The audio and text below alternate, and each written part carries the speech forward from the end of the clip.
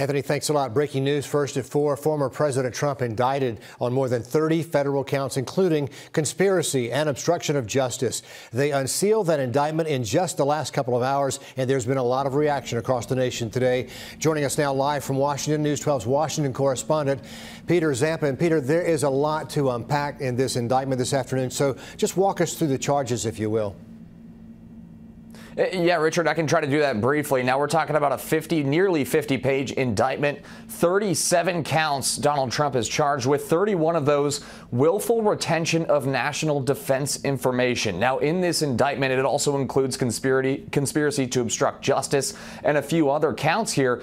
We're talking about a maximum of 100 years of prison time if the former president is found guilty on these charges. Now, throughout the indictment, they methodically lay out all of the alleged wrongdoings from the former president, including sharing some of this classified information with people at Mar-a-Lago or Bedminster, where he has these homes, where he has a lot of guests. He's just showing off this information to people who don't have the necessary clearance that you need to look at this kind of information. In the document, in the indictment, you also see him talking to his lawyers about trying to hide some of this information from a grand jury. So really laying out their case over these 50 pages to say, look, he's guilty, and so is his co-conspirator Walt Nauta, one of his aides, who they say helped him in 5 of these counts and has another standalone count. So 6 counts for his aide. A lot of trouble for Donald Trump if he is found guilty on these charges. So, Peter, I would imagine Washington is buzzing about all of this today. How are lawmakers on the Hill reacting to all this?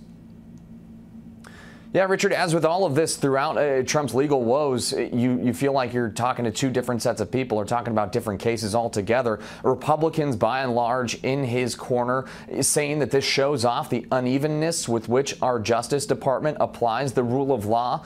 Some are even going a step further. We saw a tweet from one hardliner recently to say that this is war, an eye for an eye, clearly indicating that they want to go after people like Hunter Biden or Hillary Clinton or the Biden family.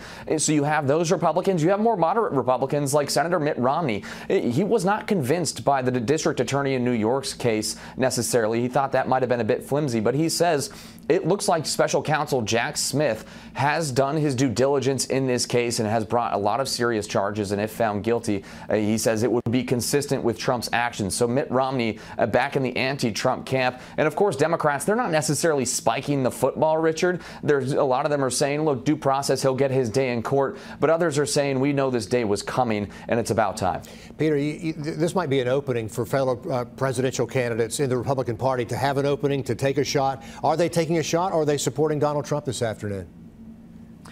Yeah, Richard, as we all know, it's a fine line with Donald Trump because, first of all, very few times in his presidential history have we seen any shots really land on him. So is it worth it to go after him for this? A lot of the more conservative candidates, we're talking about Ron DeSantis, his co-frontrunner, if you will, he was basically in Trump's corner without saying he supports Donald Trump, going after the Justice Department, saying that there's a clear political bias, a weaponization of our Justice Department, and it needs to be stopped. And he said, if elected president, I will ensure a clearing out at the DOJ to make sure that we don't see this weaponization in the future. And then you have others like Asa Hutchinson, who is more anti-Trump, and he has been for some time now, ever since January 6th, is saying that this is effectively consistent with Trump's character and that he should end his campaign because this is a black mark for the Republican Party. So some of them towing the line, others going all in against Trump. It just depends on which lane you see yourself going in 2024. So anything from the White House so far? This is their own Justice Department bringing these charges.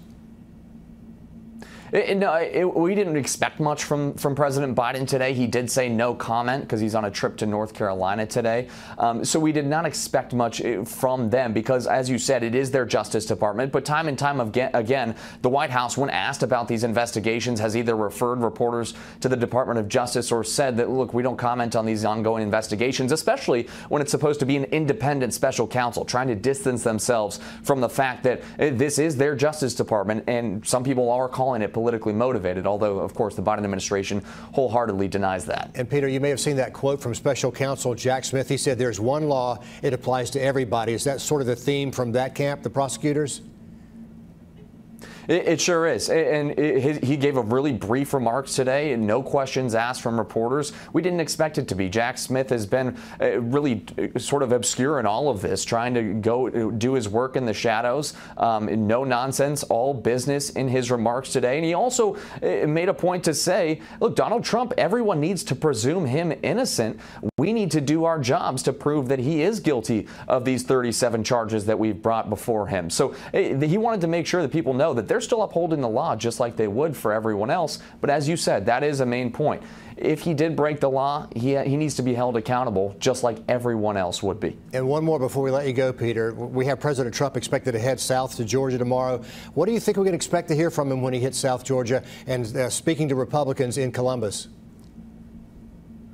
The same thing we've been hearing from Donald Trump for decades, frankly. He is on the offensive right now. He continues to release statements on Truth Social or through his campaign saying what we've been talking about, that he believes this is a weaponization, a witch hunt, a Democratic attack, and he's fundraising off it, Richard, and we should expect nothing less. The last time charges were brought against Donald Trump, he fundraised and he shot up in the polls. His base is fully behind him. Now, if he is found guilty in this case, then we can have another discussion. But until then, it's all weaponization of DOJ, Democratic attacks, politically motivated, trying to get him out of the presidential race. And right now, he's not going anywhere. Although on Tuesday, he'll be headed to Miami to get arrested for the second time. I'll tell you, political theater like we have never seen before in American history. Washington correspondent Peter Zappa. Peter, always thanks for your time today.